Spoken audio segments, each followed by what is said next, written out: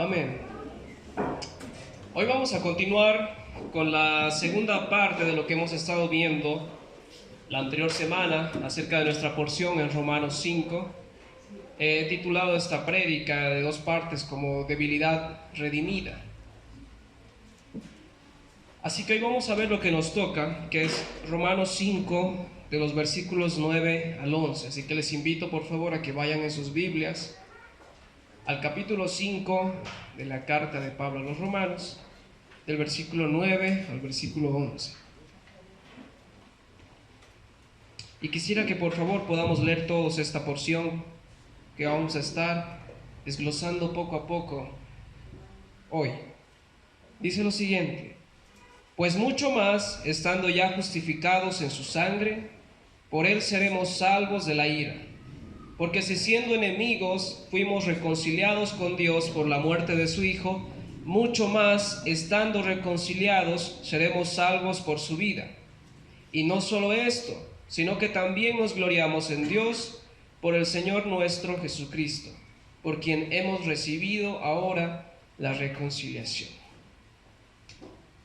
Los tres puntos en los cuales he dividido este mensaje son: el primero de ellos que hemos visto la anterior semana, que hace referencia a nuestra condición. Y si ustedes recuerdan, habíamos hablado de una palabra clave que era debilidad, que no teníamos que confundir como un estado en el cual el hombre simplemente quizás no puede moverse o está incapaz de hacer algunas cosas, sino hemos sido enfáticos en que el estado real del hombre sin Cristo es muerto. Está muerto en sus delitos y pecados. Y por lo tanto, un muerto no puede moverse, un muerto no puede hablar, un muerto es totalmente incapaz. Y en este sentido, una persona muerta en pecados es totalmente incapaz de conseguir o buscar, siquiera desear la salvación. El segundo punto que hemos visto es acerca de nuestra redención. Y nos hemos detenido un buen tiempo en Romanos 5:8. Ustedes recuerdan ese versículo: mas Dios muestra su amor para con nosotros, en que siendo aún pecadores, Cristo murió por nosotros.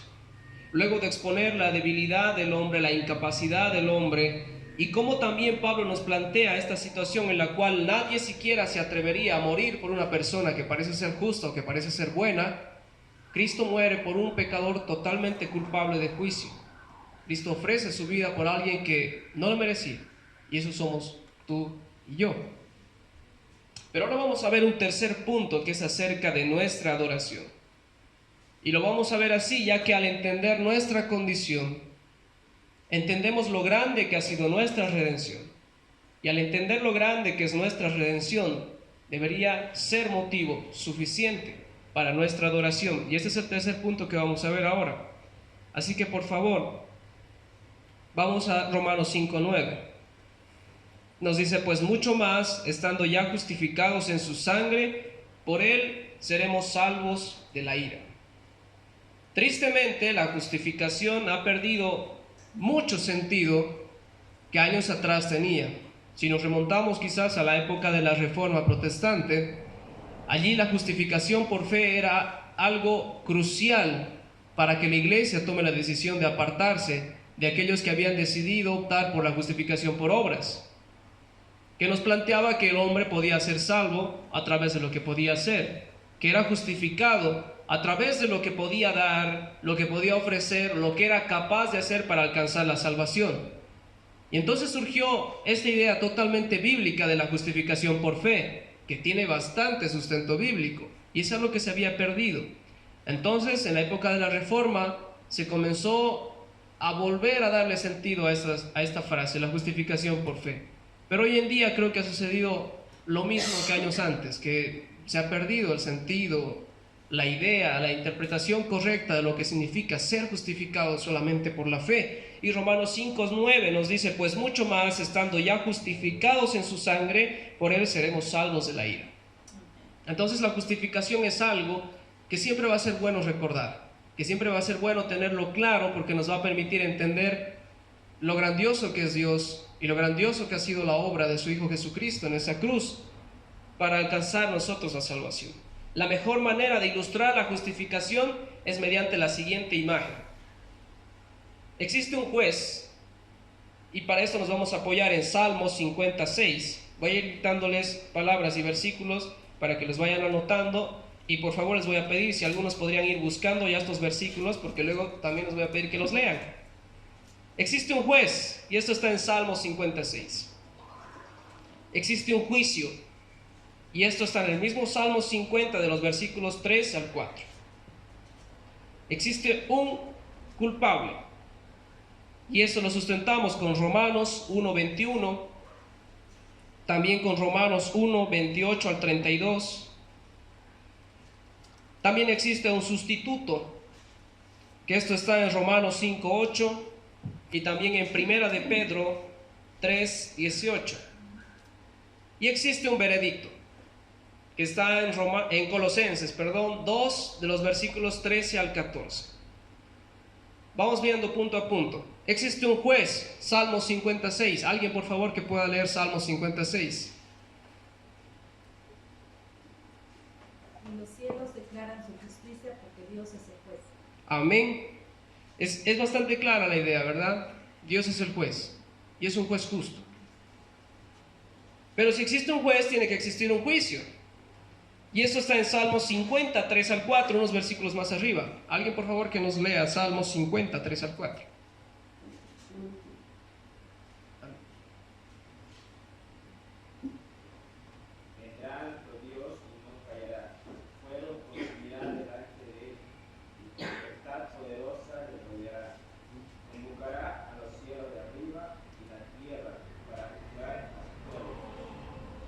Amén.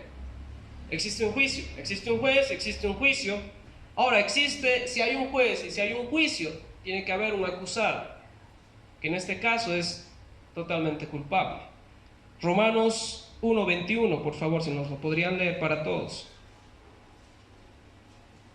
Pues habiendo conocido a Dios, no le glorificaron como Dios, ni le dieron gracias, sino que se envanecieron en sus razonamientos, y su necio corazón fue entenebrecido. Amén. Por favor, ahí en Romanos 1, hermana, si podría leer los versículos 28 al 32 también. Y como ellos no aprobaron tener en cuenta a Dios, Dios los entregó a una mente reprobada para hacer cosas que no convienen, estando atestados de toda injusticia, fornicación, perversidad, avaricia, maldad, llenos de envidia, homicidios, contiendas, engaños y malignidades, murmuradores, detractores, aborrecedores de Dios, injuriosos, soberbios, altivos, inventores de males, desobedientes a los padres, necios, desleales, sin afecto natural, implacables, sin misericordia, quienes habiendo entendido el juicio de Dios, que los que practican tales cosas son dignos de muerte, no solo las hacen, sino que también se complacen con los que las practican. Amén. Creo que evidencia sobra, ¿no?, para saber que quien está al frente de este juez es no solamente acusado, sino totalmente culpable.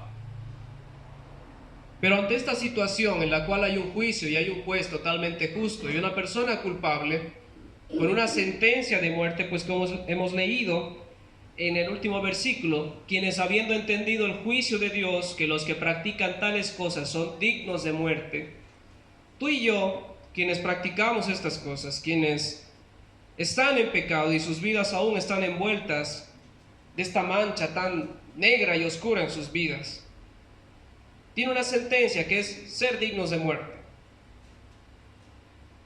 Pero en esta sentencia existe un sustituto, existe alguien que se va a ofrecer para pagar este precio. Y esto está en Romanos 5:8, que lo hemos visto una semana atrás. Yo se los leo, dice: mas Dios muestra su amor para con nosotros, en que siendo aún pecadores, Cristo murió por nosotros. Y también nos lo aclara en Primera de Pedro 3:18. Si alguien lo tiene, por favor, si nos lo puede leer fuerte.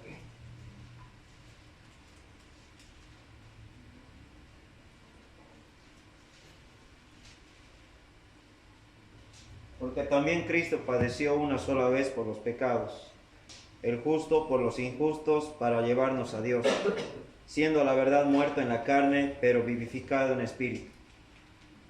Amén. Gracias.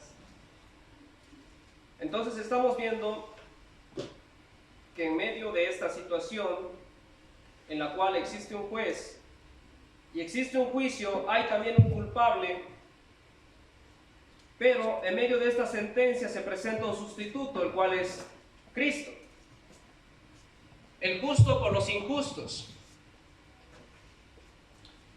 Y este sustituto permite de que pueda emitirse un veredicto que dice lo siguiente, y esto está en Colosenses 2, de los versículos 13 al 14, que nos dice lo siguiente: y a vosotros, estando muertos en pecados y en la incircuncisión de vuestra carne, os dio vida juntamente con él, perdonándoos todos los pecados, anulando el acta de los decretos que había contra nosotros, que nos era contraria, quitándola de en medio y clavándola en la cruz. Yo no sé qué les parece esto, pero para mí es algo simplemente grandioso saber que todas estas acusaciones que existían, y con muy justa razón para nosotros, son anuladas en la cruz por la muerte del Hijo de Dios. Uniendo toda esta situación, vamos a entender la justificación como lo que es un término legal que significa presentar justo, hacer justo a alguien. Dios, como el juez justo, tiene delante un acusado en medio de su juicio, que en este caso seríamos tú y yo. Y esta persona acusada es totalmente culpable. Es totalmente justo que esta persona tenga que morir, porque como hemos leído, que estas personas que practican estas cosas son dignos de muerte. Y también la misma palabra del Señor nos dice que la paga del pecado es muerte. Sin embargo, es Jesús quien se presenta como sustituto para pagar nuestra condena. ¿Usted recuerda cuando Abraham estaba a punto de sacrificar a su hijo y estaba con el cuchillo listo para entregar su vida en sacrificio? En ese momento Dios provee un sacrificio y un ángel le dice: Abraham, detente, no hagas eso, ¿no?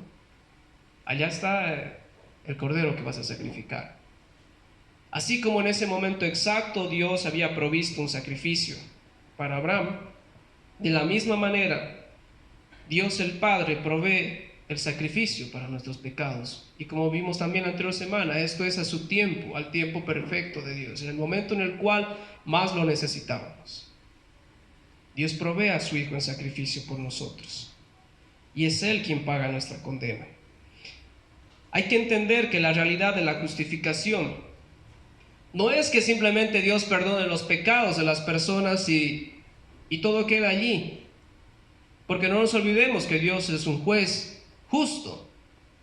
Por lo tanto, esta condena que había sobre personas pecadoras tenía que ser pagada. Y si la paga del pecado es muerte, alguien tenía que morir por estos pecados. Gracias a Dios no fuimos tú ni yo. Gracias a Dios fue su Hijo, Jesucristo. Toda la ira de Dios no fue simplemente olvidada al perdonar nuestros pecados. No fue que Dios dijo: bueno, los perdono y ya, ahí queda todo. Alguien tenía que cargar con la ira de Dios. Alguien tenía que recibir la ira de Dios. Y fue Jesús. ¿Recuerdan la escena en la cual Jesús está orando en el huerto de Getsemaní y dice: Padre, si es posible, pasa de mí esta copa? Y nos dice la palabra que él hasta sudaba sangre de la angustia que tenía, de la gran angustia que tenía en ese momento. Yo creo que no fue simplemente por el hecho de saber que iba a sufrir los latigazos, que iba a sufrir la humillación, que le iban a escupir, que le iban a bofetear, que le iban a desvestir totalmente, porque la cultura nos presenta a un Jesús crucificado con un pañito por aquí, muchas veces vestido, pero en la realidad no fue así, porque estaba totalmente desnudo colgando en esa cruz. Iba a ser sometido a tal humillación. Y quizás humanamente podamos pensar de que ese fue el motivo por el cual Jesús sudó sangre orando en el Getsemaní. Pero fue algo mucho más grande, pues él entendía que la ira de Dios que hasta ese momento se había acumulado iba a ser derramada sobre él. Yo no podría soportar tan siquiera un 1% de la ira de Dios, y estoy seguro que usted tampoco. Ahora imaginen soportar la ira de Dios por los pecados de toda la humanidad en esa cruz. Ese fue el motivo por el cual Jesús sudó sangre de la angustia que sentía. Toda la ira de Dios, todo el castigo que Dios tenía, y muy justamente por los pecadores, fue derramado sobre Él. Pero hay algo muy lindo con lo que termina su oración. Si bien Él decía, si es posible, pasa de mí esta copa, Él dice, pero no sea lo que yo quiero, sino que sea tu voluntad. Y la voluntad de Dios fue que su justo juicio caiga sobre alguien. Pero no sobre alguien culpable, fue sobre alguien inocente. Alguien que no había pecado, alguien que por nosotros se hizo pecado. Hermano, y esto es lo grandioso de la justificación, y por eso tenemos que entenderlo así, porque cuando había un culpable que era totalmente justo que reciba un castigo por su pecado, Jesús se presenta en sustitución, reemplazando la condena que debería recibir esta persona, y es Él quien entrega su vida, y es Él quien carga con todo el juicio que debería haber sobre tu vida. Y entonces, cuando esta misma persona está presentándose delante de Dios en su juicio, por la sangre de Cristo que cubre su vida, Dios dice, esta persona ya no tiene culpa, es inocente. Imagínense un pecador totalmente culpable, abominable, aborrecible, malo, perverso, que por el sacrificio de un hombre que nos amó tanto, ahora Dios lo reconoce como una persona justa. Esto es lo hermoso de la justificación. Esto es lo hermoso de cómo Dios nos dice aquí, pues mucho más estando ya justificados en su sangre, por Él seremos salvos de la ira. La ira de Dios ya no va a ser derramada sobre ti, no va a ser derramada sobre mí, ni sobre nadie que ponga su fe en el sacrificio de Jesús. Y por eso es la justificación por fe. Hermano, tus obras no permiten que la sangre de Cristo te cubra. Por más que te esfuerces o por más buenas intenciones que tengas, no vas a ser declarado justo ante Dios por tu capacidad. Porque lo dijimos, el hombre es totalmente incapaz, el hombre es débil. Y es por eso que Dios nos da la fe como un don que viene de Él, para creer que Cristo es el sacrificio único y suficiente para presentarnos justos delante de Dios. Amén. Amén. El justo por los injustos. Jesucristo el justo, quien no había pecado, soportó toda la ira de Dios derramada sobre Él en esa cruz, para que tú y yo podamos ahora ser salvos de la ira. Y eso es lo grandioso. Quizás la idea de pasar una eternidad con el Señor en el cielo es algo muy lindo, sí. Pero ¿sabes por qué deberíamos estar agradecidos? Porque esa ira ya no va a estar sobre nosotros el día del juicio. Porque la sangre de Cristo nos presenta y permite que nos presentemos como justos, sin culpa, sin ninguna acusación, delante de Dios. Si seguimos avanzando, Romanos 5:10 dice, porque si siendo enemigos fuimos reconciliados con Dios por la muerte de su Hijo, mucho más estando reconciliados seremos salvos por su vida. Y ahora, no sé si ustedes notan lo hermoso de las palabras que está usando Pablo en este momento. Y no son sus palabras, porque de hecho es el Espíritu Santo quien le ha inspirado a escribir esto. Y es algo muy lindo cuando lo leemos, pues nos presenta palabras que son opuestas. Nos dice, porque si siendo enemigos fuimos reconciliados con Dios por la muerte de su Hijo, mucho más estando reconciliados seremos salvos por su vida. Siendo enemigos somos reconciliados, y por su muerte, que somos reconciliados, somos salvos por su vida. La Nueva Traducción Viviente nos lo pone así y dice, pues como nuestra amistad con Dios quedó restablecida por la muerte de su Hijo, cuando todavía éramos sus enemigos, con toda seguridad seremos salvos por la vida de su Hijo. Uno de los puntos centrales de nuestra nueva relación con nuestro Creador, con nuestro Dios Padre, es la reconciliación. Tal y como hemos visto, tú y yo teníamos muchos motivos y motivos suficientes para estar enemistados con Dios.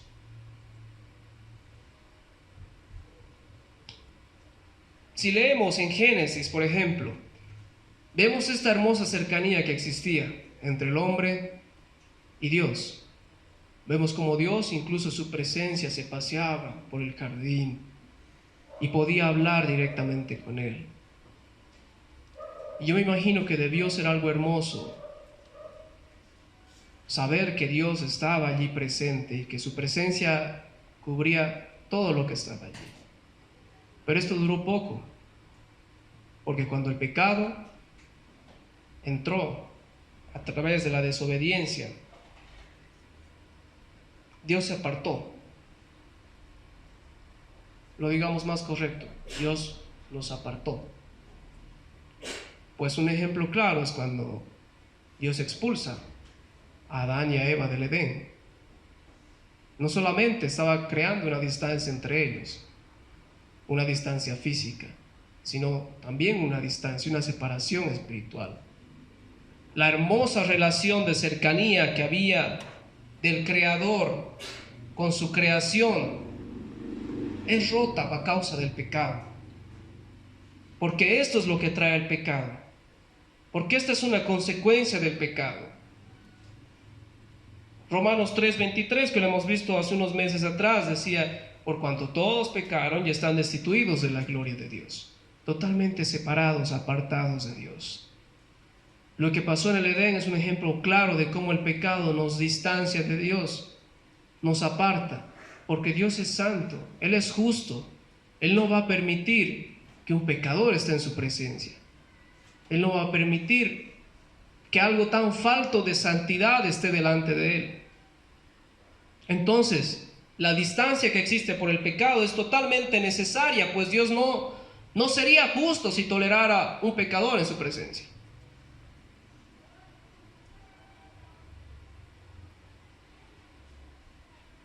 Pero esta porción nos dice: porque si siendo enemigos fuimos reconciliados con Dios por la muerte de su Hijo, mucho más, estando reconciliados, seremos salvos por su vida. Lo clave aquí es la reconciliación, hermanos, de cómo el habernos apartado de Dios a causa de nuestro pecado, ahora en Cristo nos trae reconciliación. ¿Y qué es la reconciliación? Es nuevamente una relación cercana. Es nuevamente poder estar cerca de Dios. Es lo hermoso del sacrificio de Jesús, que nuestra relación con Dios ya no es una relación distante, es una relación cercana. Cuando el hombre es expulsado del Edén, esto desencadena en enfermedades, desencadena en perversiones y muchas cosas que nos pueden parecer malas. Pero quizás lo peor fue habernos apartado, distanciado de Dios. Y vemos cómo a lo largo del Antiguo Testamento se nos cuenta que fue necesario hacer sacrificios para el perdón de los pecados, donde una vez al año una persona, el sumo sacerdote, podía ingresar al lugar santísimo, a la presencia misma de Dios, y presentar un sacrificio por el perdón de los pecados. Hermano, esa distancia existía entre Dios y nosotros. Y es más, si este sumo sacerdote, quien presentaba el sacrificio, tenía algún pecado en su vida no confesado y no perdonado, simplemente moría. Esa distancia es la que había antes de que Cristo entregue su vida. Y ahora vámonos al momento de la cruz, momento en el cual el velo es rasgado. Imagínense que ustedes están en este lugar que sería el templo, y aquí hay un velo, y esto de aquí es el lugar santísimo. Bueno, este velo que dividía el lugar santo del lugar santísimo, dice que se parte en dos y que es rasgado. ¿Y saben qué significa eso? Que ya no existe más distancia, separación, estar apartados de Dios. El pueblo ni siquiera tenía entrada aquí, sino que estaba afuera, en el patio. Pero imagínense cómo esto nos da la entrada al lugar santísimo, a la presencia misma de Dios. Y es triste como muchas veces, incluso al orar, no entendemos, hermanos, que estamos hablando con el mismo Dios creador, quien hizo todo lo maravilloso que vemos afuera, y nuestra oración es totalmente irreverente. A veces estamos orando y abrimos los ojos y vemos por allá, o estamos pensando: ¿qué voy a comer después, no? ¿O a qué hora tengo que llegar a prender el carbón? Hermano, antes no podías hacer eso. Había tal distancia entre Dios y la humanidad que tenías que presentar un sacrificio, que una vez al año alguien podía entrar a la presencia de Dios. Y ahora tenemos tal oportunidad de estar cerca a Dios y no lo aprovechamos y no lo vemos como algo hermoso, como lo que en realidad es. Tener esa entrada a la presencia de Dios, simplemente al querer hablar con Él directamente. Y todo es gracias a Jesucristo, hermanos. Todo es gracias al sacrificio hermoso de Jesucristo en esa cruz, a esa sangre valiosa que ha sido derramada en esa cruz, que ahora nos cubre y nos presenta justos, y Dios puede escuchar nuestras oraciones sin estorbo. Entonces valoremos el que ahora tengamos esa cercanía a Dios, esa reconciliación a Dios a través de Cristo.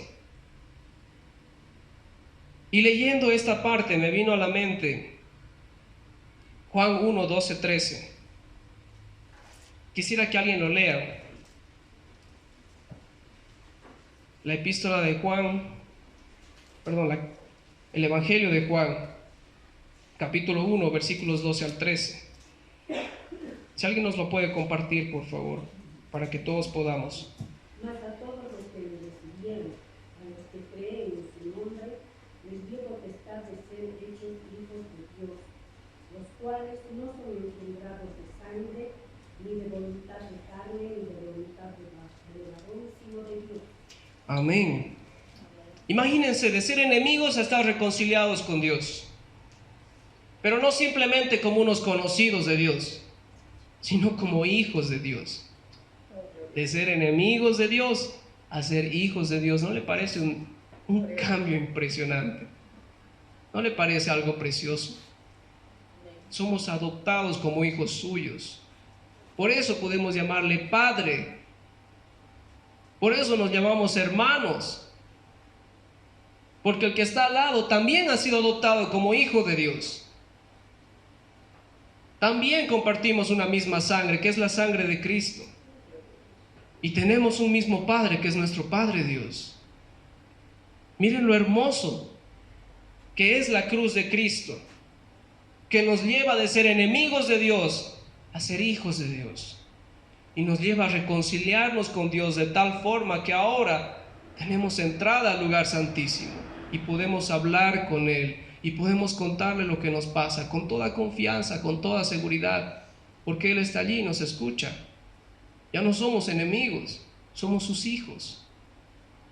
Y toda esta escena de la reconciliación y de un padre y de un hijo también me recordó algo que creo que todos conocemos, que está en Lucas 15, que es la parábola del hijo pródigo. Hermanos, esta es la historia de un hijo que, pidiendo todo lo que le correspondía de su parte en la herencia, decide partir de su hogar e irse a malgastar todo lo que se le había dado. El mismo hecho de que el hijo pida la parte de su herencia aún en vida a su padre, ya era algo deshonroso para el padre. Sin embargo, él no se lo niega y se lo da. Y él se va y lo malgasta. Y cuando ya agotó todo lo que tenía, dice que tiene un empleo cuidando cerdos, chanchitos, que también era algo muy vergonzoso, que denotaba desesperación, pues los judíos siempre consideraban a estos animales como impuros. Este hombre no tenía nada de respeto por su familia, por su padre, ni siquiera por él mismo. Y estando allí en ese trabajo es que del hambre que tenía, de la tanta hambre que tenía, aún desea siquiera probar un poco del alimento de estos cerdos. Y dice la palabra, y volviendo en sí, él dijo: ¿cuántos jornaleros hay en la casa de mi padre que tienen comida? Y yo aquí muriendo de hambre. Mejor iré a mi padre y le diré: Padre, he pecado contra el cielo y contra ti. No soy digno de ser llamado tu hijo. Trátame como uno más de tus jornaleros, uno más de tus trabajadores. Y entonces emprendió el viaje de retorno a su casa. Lo que a mí me sorprende de esta historia es la actitud del padre. Para esto vamos a ir a Lucas 15, 20 al 24. a la parábola del hijo pródigo. Y vamos a ver algo hermoso que sucede. Lucas 15 del 20 al 24 dice lo siguiente: y levantándose vino a su padre, y cuando aún estaba lejos, lo vio su padre, y fue movido a misericordia, y caminó lentamente hacia él, y se echó sobre su cuello. ¿Eso es lo que dice? Fue movido a misericordia, y esperó a que el hijo llegue a él, y le abrazó. No, hermanos, lo que dice aquí es: y fue movido a misericordia, y corrió y se echó sobre su cuello, y le besó.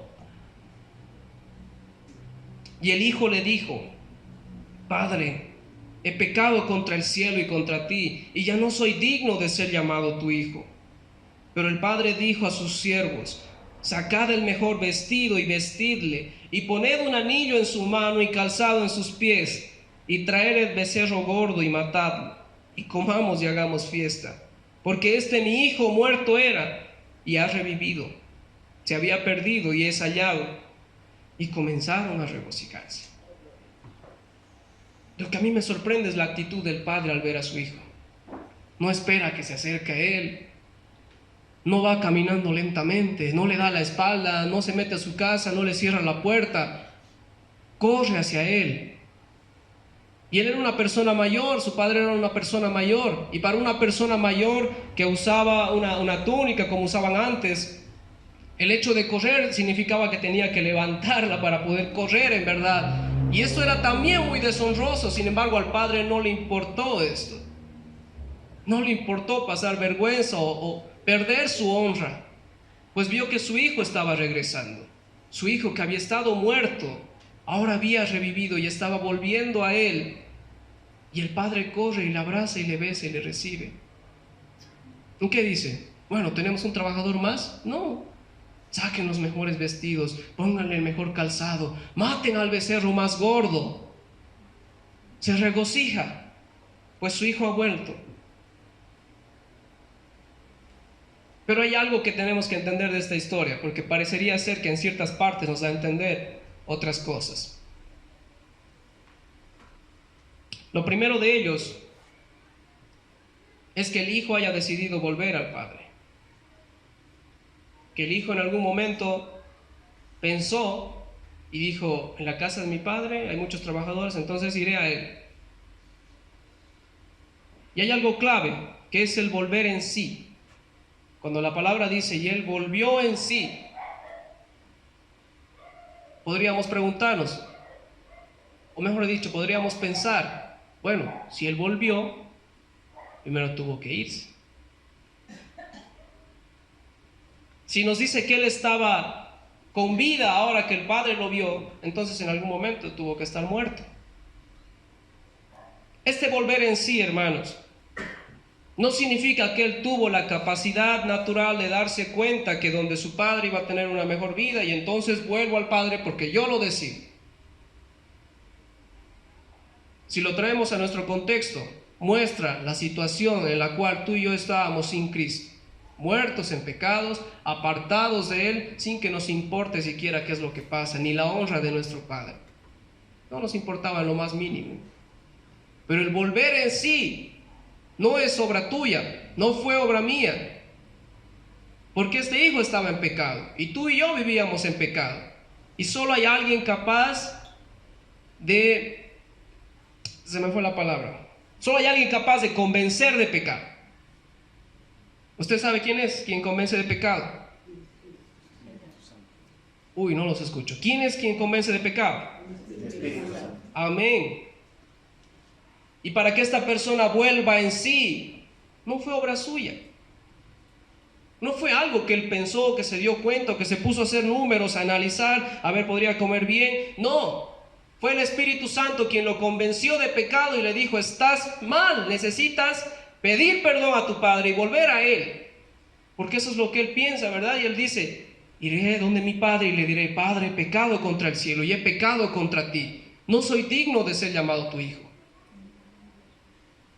Bueno, hermanos, esta obra es la obra del Espíritu Santo, quien en algún momento de tu vida, cuando estabas muerto en delitos y en pecados, te hizo volver en sí y te dijo: estás pecando, Estás pecando contra tu Padre, estás pecando contra Dios, lo estás deshonrando. Es necesario que vuelvas y le pidas perdón. Porque esto es lo que pasa cuando una vida verdaderamente regenerada por el Espíritu Santo de Dios. Por lo demás, si fuese tu obra, estoy más que seguro que a mitad del camino dirías, ¿pero por qué le tengo que pedir perdón? Si yo estaba bien así. Y nos daríamos media vuelta. O quizás llegando y viendo al Padre que corre a nosotros diríamos, no sé si ha sido buena idea, corro hacia el otro lado. Porque el hombre no tiene un deseo natural de ir a Dios. Entonces la primera cosa que tenemos que observar en esta historia es que el volver en sí es algo propio del Espíritu Santo. Y el Espíritu Santo es Dios, entonces es una obra de Dios. Pero miren lo siguiente.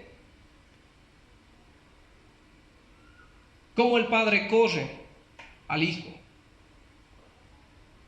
No fue porque el Hijo había tomado la decisión en sí mismo de ir. Ya lo aclaramos. Note usted el amor y la misericordia de este Padre que al ver a su Hijo volver, corre y lo abraza y lo recibe de la mejor manera. Esta reconciliación, me imagino que el Hijo en ese momento no estaba pensando, ¿será que me da de comer? ¿Será que me viste bien? Yo creo que lo que más le importó en ese momento fue volver a sentir el abrazo de su Padre, esa reconciliación, esa cercanía, cuando mucho tiempo estuvo lejos y él se dio cuenta que le había estado fallando. Hermanos, la reconciliación con Dios es algo precioso que no habría sido posible por nosotros mismos. Por lo tanto, tuvo que suceder la muerte de Jesús para que a través de él seamos reconciliados con nuestro Dios. Volvamos a Romanos 5:10.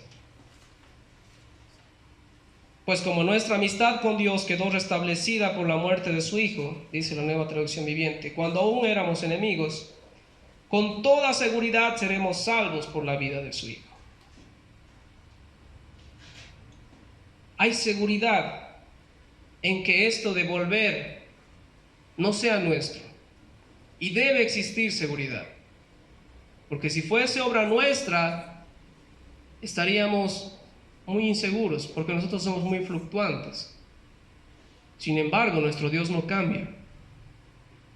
Nuestro Dios dijo y se hará. ¿Acaso no es Dios quien promete, quien ha comenzado la obra en nosotros, la va a terminar y perfeccionar hasta el día de Jesucristo? Entonces, hermanos, no existe la posibilidad de que haya inseguridad en la salvación de nuestro Dios. Al contrario, hay total seguridad en Dios, en la salvación de nuestro Dios.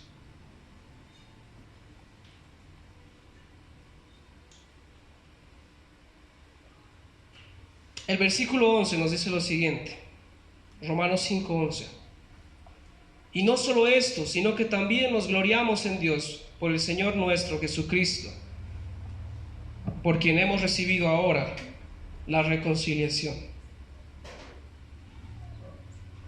El hermoso cierre de estas dos prédicas tituladas Debilidad Redimida es la gloria de Dios. Como usted se dio cuenta, la justificación no es obra suya. Ser presentados justos delante de Dios no es por nuestro propio mérito. El volver en sí tampoco es nuestro, es obra del Espíritu Santo, es obra de Dios. ¿Y quien nos va a buscar hasta donde estemos? Es Dios mismo. Entonces, si es que algo podemos comprender de esto, es que nos está gritando de que la gloria es solamente de Dios. La obra es totalmente de Dios. La realidad de nuestra salvación no es que nosotros seamos el centro, como si verdaderamente fuésemos tan necesarios de salvar. Y para aclarar esto, solo basta hacernos dos preguntas. ¿Sería Dios injusto al condenar a toda la humanidad? ¿Habría injusticia en Él si no decide salvar a ninguno? ¿Alguien puede responder a esa pregunta? ¿Habría injusticia en Dios si Él decide no salvar a nadie?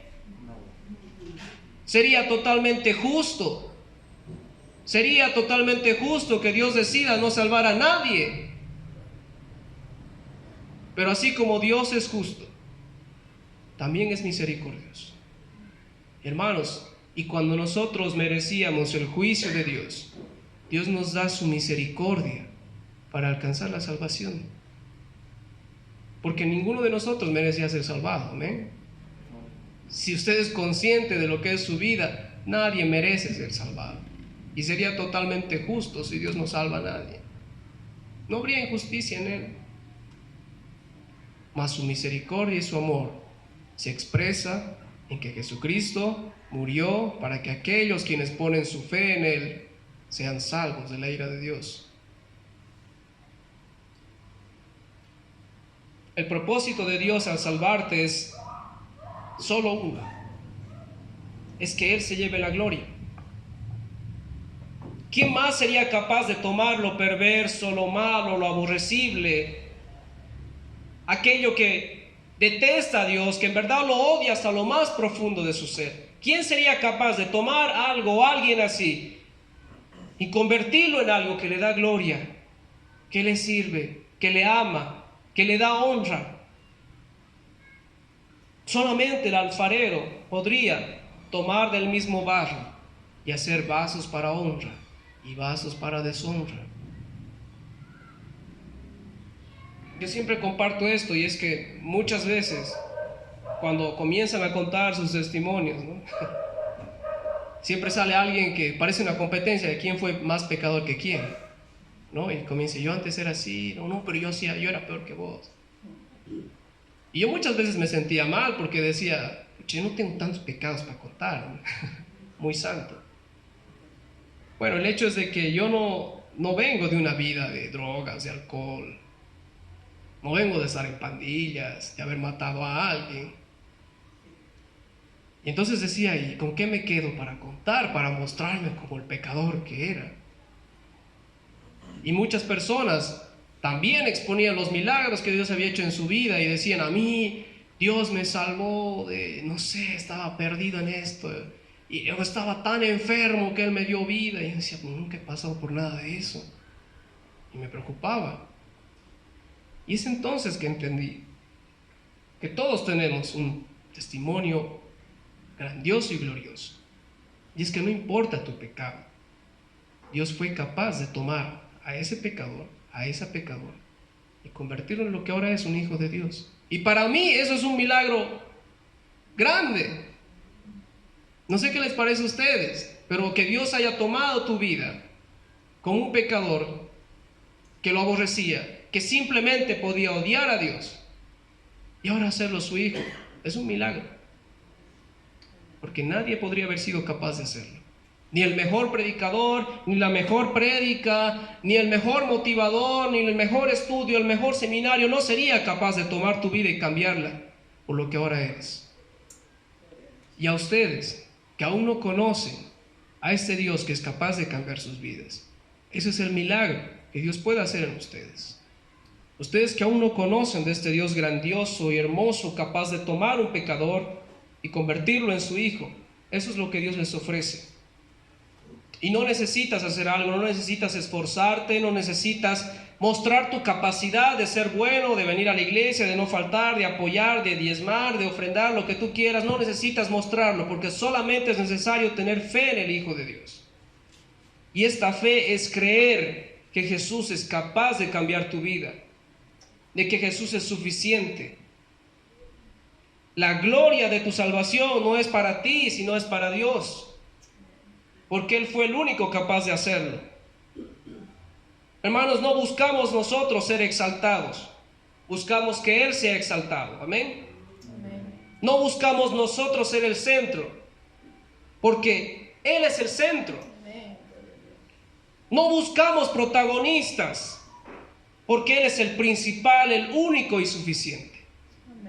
Y este es el Dios que presenta esta porción de Romanos que hemos estado viendo, quien pecadores totalmente débiles e incapaces de alcanzar la salvación, para la gloria de Dios son hechos salvos de sus pecados y son reconciliados no solamente en amigos de Dios, sino también en hijos de Dios, y son presentados justos delante de Dios por la muerte de su Hijo. Esta porción en Romanos nos grita de que nuestra condición fue tan profunda y tan sumida en el pecado que hace ver a nuestra redención como algo grandioso. Pero no solo eso, sino que también, como dice este versículo, nos gloriamos en Dios, nos alegramos en Dios y nos regocijamos, porque esa es la vida de un creyente que verdaderamente ha sido transformado por el poder del Evangelio de Dios. No vive en la miseria. Y no estoy hablando de algo financiero, de algo económico, sino de algo espiritual. No vive envuelto en la culpa de su pecado. Vive en verdad creyendo que ha sido libertado por la sangre del Hijo de Dios. Vive creyendo que le espera una eternidad futura y en verdad anhela poder estar con el Padre. Anhela poder verle cara a cara. Anhela poder estar allí en ese lugar donde no hay más llanto, no hay más dolor, porque ha entendido que el sacrificio de su Hijo es suficiente, es el único y suficiente para hacernos agradables al Padre. El precio ya ha sido pagado, la deuda ya ha sido cancelada, hermanos. Somos salvos por Él, pero también somos salvos para Él. Quisiera por favor que se pongan de pie y podamos orar a nuestro Dios.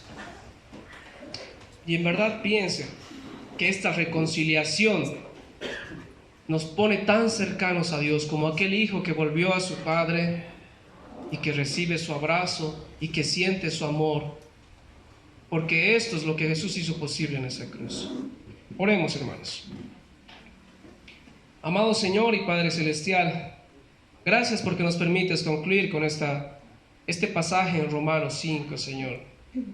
A lo largo de estas dos prédicas, yo espero, Señor Dios, de que haya podido quedar claro los 3 puntos que hemos visto, Señor. Entender nuestra condición es tan necesaria para poder dar gloria en lo hermoso que ha sido nuestra redención.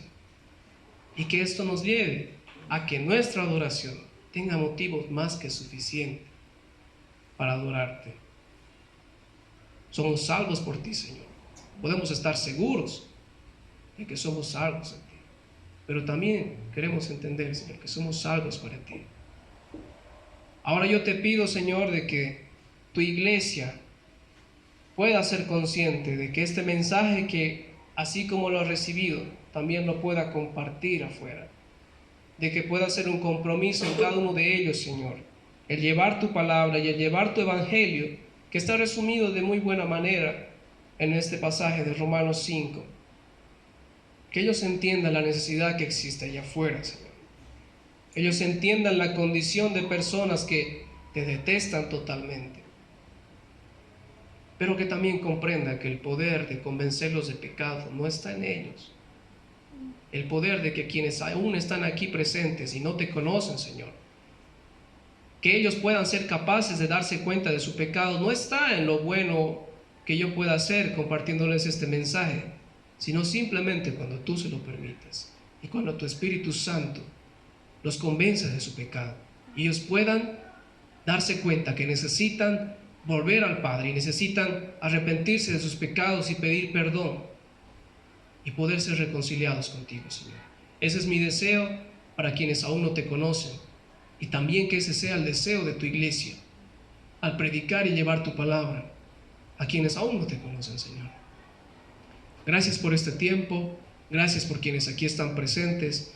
Yo oro y bendigo sus vidas, Señor, en el nombre poderoso de tu Hijo Jesucristo. Amén.